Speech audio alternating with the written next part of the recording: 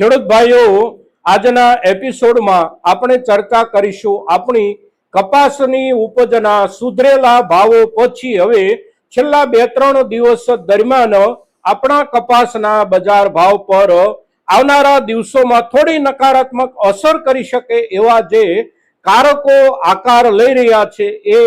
કારકો આપણા કપાસના બજાર ભાવ પર કેવી અસર કરી શકે, કેટલી અસર કરી શકે, સાથે સાથે જે કોઈ કારકો છે એ કારકો પૈકી બે મુખ્ય કારકો એટલે એક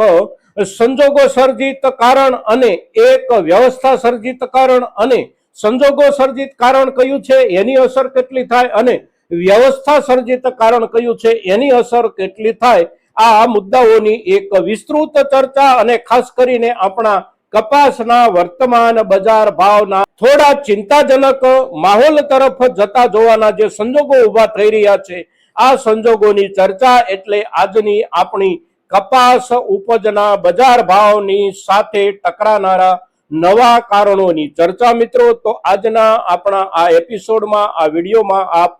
સૌ દર્શક મિત્રો અવશ્ય બન્યા રહેજો. નમસ્કાર ખેડૂત મિત્રો, જય કિસાન, જય ભારત. ખેડૂત ભાઈઓ, આજે તારીખ છે 26 મે 2026 અને વાર છે મંગળવાર છે એટલે આપણા માર્કેટિંગ યાર્ડોમાં સાપ્તાહિક કામકાજનો આજે બીજો દિવસ છે અને આજના દિવસના બજાર ભાવની સ્થિતિ તરફ આપણે એક નજર નાખીએ તો આપણા કપાસના બજાર ભાવ આજના દિવસે સામાન્ય રૂપમાં દબાયેલા આપણને જોવા મળી રહ્યા છે. ગઈકાલે સોમવારના દિવસે પણ સ્થિતિ એવી હતી. વીતેલું જે અઠવાડિયું ગયું એ અઠવાડિયાના છેલ્લા દિવસો એટલે ગુરુવાર, શુક્રવાર, શનિવાર, આ 2-3 દિવસો દરમિયાન આપણા કપાસની પ્રીમિયમ ક્વોલિટીમાં પણ પ્રીમિયમ પ્લસ ક્વોલિટીઓ જે 1950 રૂપિયા સુધીના ભાવથી માર્કેટિંગ યાર્ડોમાં વેપારો થતા હતા એમાં અવશ્ય આજ અને ગઈકાલ 2 દિવસ દરમિયાન આપણને 25 રૂપિયા કે 30 રૂપિયા જેટલું દબાણ જોવા મળી રહ્યું છે અને આ જે દબાણ જોવા મળી રહ્યું છે એ દબાણ આપણા માટે અવશ્ય અત્યારના સમયે તો ચિંતાજનક છે જ, પણ આપણી નવી ઉપજ સાથે પણ આ ચિંતા જ્યારે જોડાઈ જાય છે ત્યારે આ ભાવોમાં આવેલા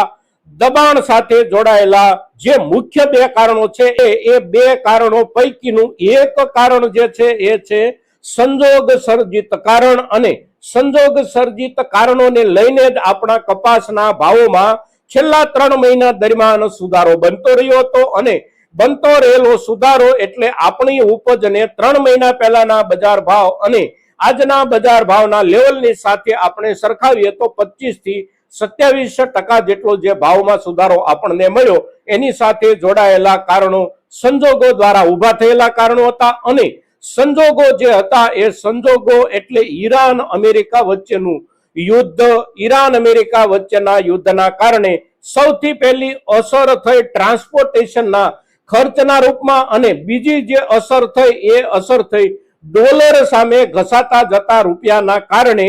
બિલનો આંકડો નિરંતર આયાતી ઉપજમાં જે મોટો થઈ રહ્યો હતો એ, અને એને લઈ અને સ્થિતિ એવી નિર્માણ થઈ કે આપણા જ બજારમાંથી આપણા દેશની રૂની જરૂરિયાત પૂરી કરવી પડે અને તેથી આપણી પાસે જે કાંઈ કપાસ બાકી રહ્યા હતા વેચવાના, આ કપાસના ભાવોમાં આપણને સુધારો મળ્યો. હવે સંજોગો દ્વારા સર્જિત આ જે કારણ છે એ કારણ મુખ્ય કારણ હતું અને એની જે એક સામાન્ય આડઅસર હતી કે જે આડઅસરની બહુ ઓછી ચર્ચા થતી હોય છે એ આડઅસર એટલે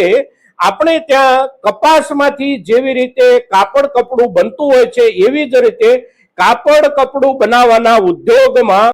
મેન મેડ સ્ટેપલ એટલે કે માનવ સર્જિત રેસાઓ દ્વારા જે કપડું બને છે એ માનવ સર્જિત રેસાઓ જેમાંથી બને છે એ રેસાઓનો મૂળ સ્ત્રોત એટલે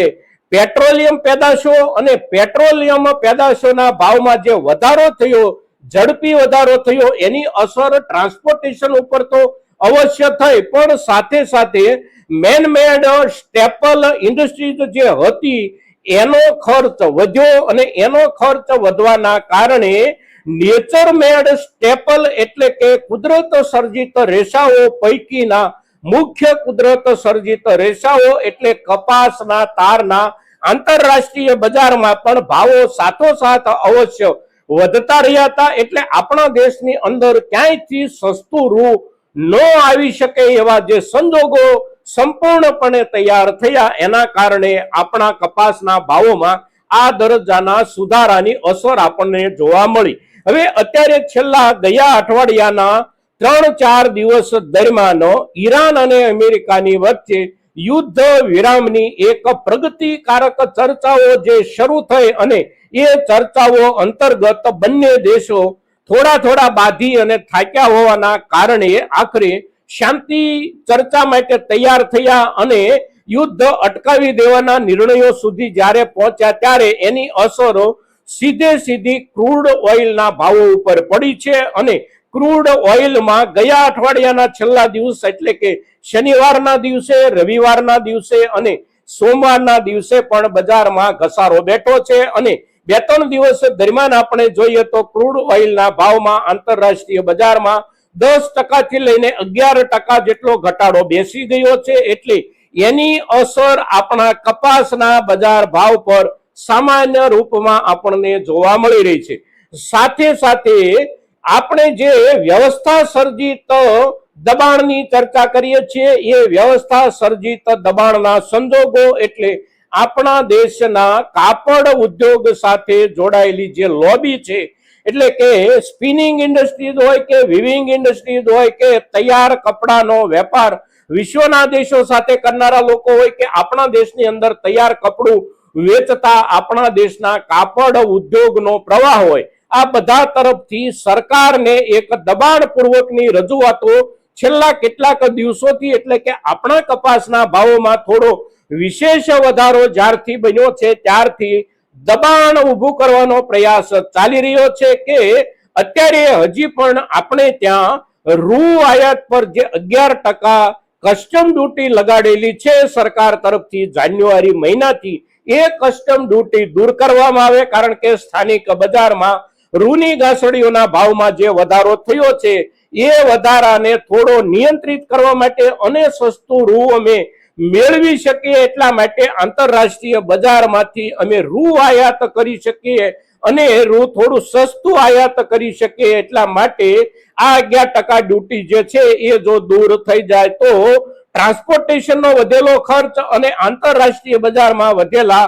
રૂના ભાવની અસર થોડી હળવી થઈ શકે. એટલે સરકાર તરફથી કસ્ટમ ડ્યુટી નાબૂદ કરવી જોઈએ અને કસ્ટમ ડ્યુટી સરકાર નાબૂદ કરશે તો જ અમારો કાપડ ઉદ્યોગ ટકી શકશે. અને કાપડ ઉદ્યોગ તરફથી સરકારને આ જે રજૂઆતો કરવાની શરૂઆત થઈ એ શરૂઆત પ્રાથમિક તબક્કામાં સામાન્ય રૂપમાં થઈ હોય, ત્યાર પછી ધીમે એમાં દબાણો મૂકવાની શરૂઆત થઈ હોય અને છેલ્લા લગભગ એકાદ અઠવાડિયા કે 10-15 દિવસથી વિશેષ દબાણ જ્યારે સરકાર પર ઊભું કરવાના પ્રયાસો ઉદ્યોગ તરફથી થઈ રહ્યા છે ત્યારે કદાચ એવું બને કે સરકારે લગાડેલી 11% ડ્યુટી સરકાર નાબૂદ કરે અને સરકાર જો આ ડ્યુટી નાબૂદ કરે તો એની અસર પણ આપણા કપાસના બજાર ભાવ પર પડી શકે છે. યુદ્ધ વિરામની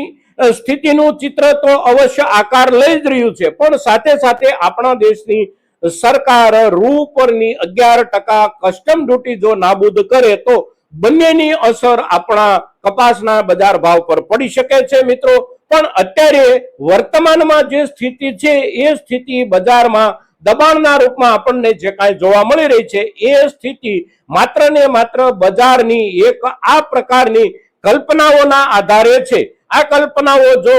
આકૃત ન થાય એટલે કે આ કલ્પનાઓ જો મૂર્ત સ્વરૂપમાં આગળના સમયમાં બજાર સુધી ન પહોંચી શકે તો અવશ્ય આપણા ભાવ અત્યારના